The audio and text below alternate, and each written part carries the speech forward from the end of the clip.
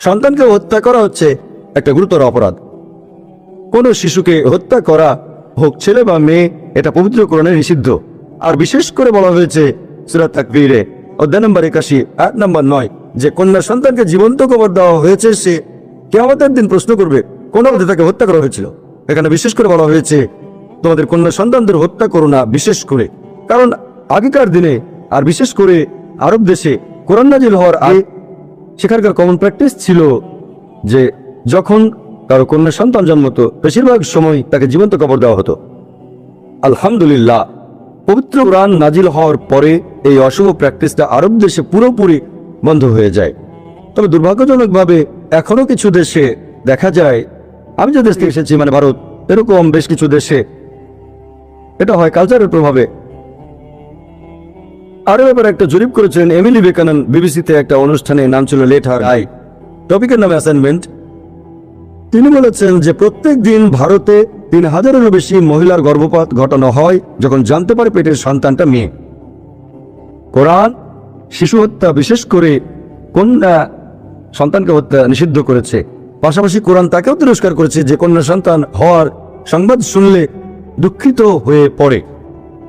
পবিত্র কোরআন বলছে সূরা নাহল অধ্যায় নম্বর 16 আয়াত নম্বর 58, পবিত্র কোরআন বলছে যখন কাউকে সংবাদ দেওয়া হয় যে তার কন্যা সন্তান হয়েছে, তার মুখ কালো হয়ে যায় আর অসহনীয় মনস্তাপে ভোগে, আর সে লজ্জায় অন্যদের কাছ থেকে আত্মগোপন করে আর চিন্তা করে হীনতা সত্ত্বেও সে কি তাকে বাঁচিয়ে রাখবে নাকি জীবন্ত কবর দিয়ে দেবে।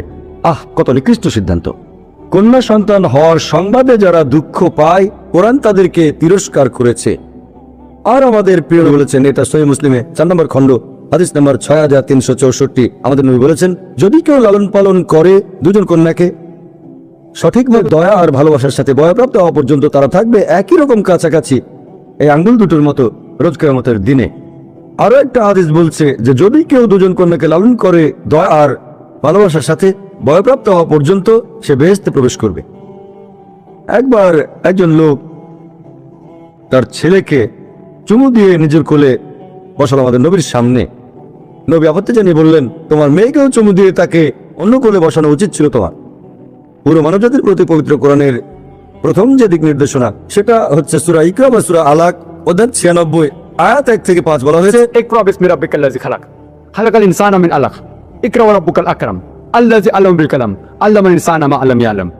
পড়ো, পাঠ করো, ঘোষণা করো তোমার প্রতিপালকের নামে যিনি সৃষ্টি করেছেন মানুষকে ঝুলে থাকা একটা বস্তু থেকে, জোকের মতো বস্তু থেকে।